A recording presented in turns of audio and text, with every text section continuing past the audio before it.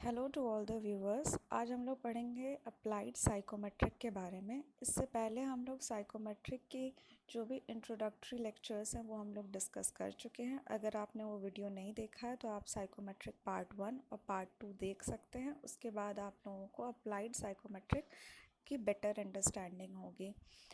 Please like करिएगा और subscribe करिएगा, जिसकी वजह से आपको बाकी के लेक्चर्स की नोटिफिकेशन भी मिलती रहे।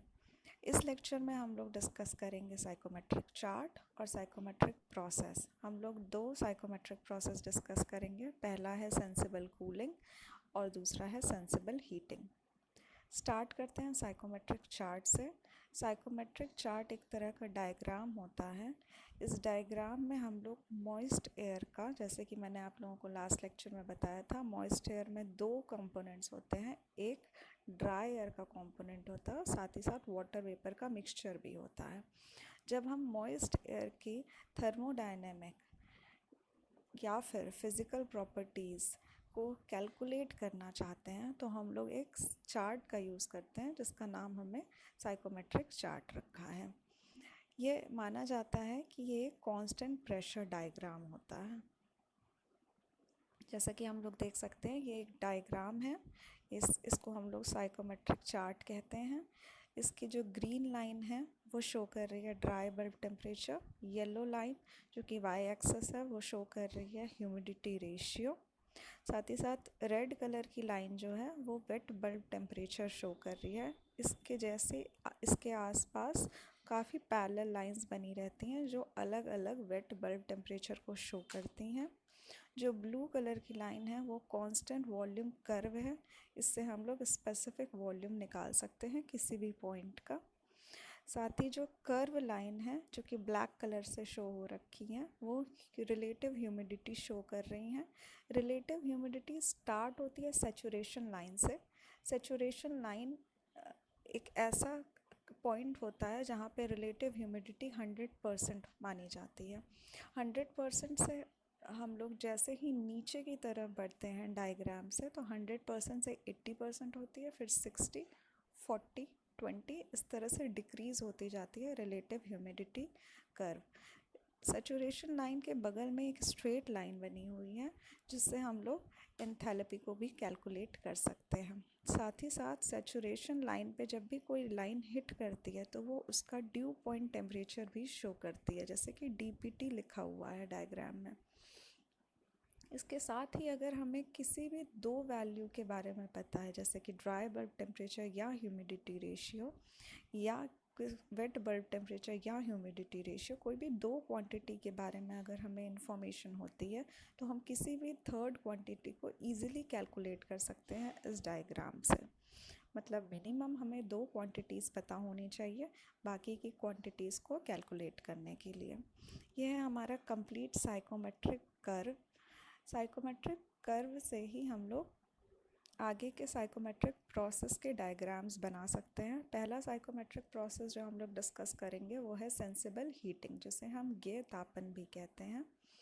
ये एक ऐसा प्रोसेस होता है जिसमें टेम्परेचर इंक्रीज़ किया जाता है लेकिन उसका फेज़ चेंज नहीं किया जाता है। जैसे कि हम लोगों के पास अगर कोई पानी है तो वाटर को हम लोग 10 डिग्री सेल्सियस से 20 डिग्री सेल्सियस तक हीट करेंगे, लेकिन उसको वेपर में कन्वर्ट नहीं करेंगे, किसी और फॉर्म में कन्वर्ट नहीं करेंगे, बस हमने उसकी हीटिंग की है। इसी को हम लोग सेंसिबल हीटिंग कहते हैं। जैसे कि हम लोग डायग्राम में देख सकते हैं, एक सर्कल बना हुआ है जिसमें एक एरो आ रही है और एक एरो जा रही है। ये जो सर्कल है ये हीटिंग कॉइल को डिनोट कर रहा है। हीटिंग कॉइल से एयर आ रही है, जब उससे पास होगी तो वो एयर अपने आप गर्म हो जाएगी और गर्म होने की वजह से उसमें उसका टेम्परेचर राइज़ हो जाएगा। साइकोमेट्रिक चार्ट में अगर हम ये प्रोसेस देखें तो एक्स एक्सिस पे आप देख सकते हैं ड्राई बल्ब टेम्परेचर है, जो कि अगर राइट हैंड साइड की तरफ मूव करता है तो हम लोग हीटिंग का प्रोसेस करते हैं। ए से लेकर बी तक हम लोग राइट हैंड साइड की तरफ जा रहे हैं, तो ये जो एरो है ये शो करता है कि ए से लेकर बी तक हीटिंग का प्रोसेस हो रहा है। इस प्रोसेस में आप लोग देखेंगे कि जो मॉइस्चर कंटेंट है वो कांस्टेंट है। सेंसिबल हीटिंग में मॉइस्चर कंटेंट जो होता है वो कांस्टेंट होता है, अगर उसका फेज चेंज होता है तभी उसका मॉइस्चर कंटेंट बढ़ता है, नहीं तो वो एक कांस्टेंट लाइन रहती है, स्ट्रेट लाइन रहती है। इस तरह से हम लोग एक साइकोमेट्रिक डायग्राम बना सकते हैं सेंसिबल हीटिंग का।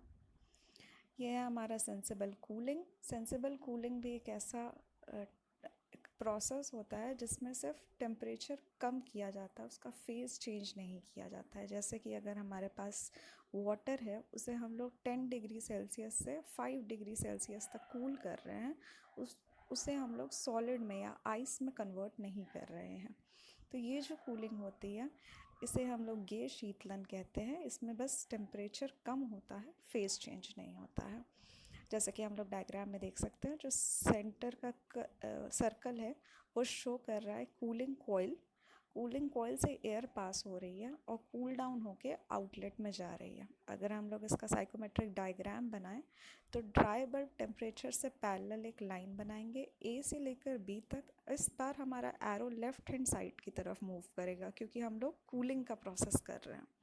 कूलिंग के प्रोसेस में ए से लेकर बी तक लेफ़्ट हैंड साइड मूव करेंगे और मॉइस्चर कंटेंट को सेम रखेंगे क्योंकि ये एक सेंसिबल कूलिंग का प्रोसेस है।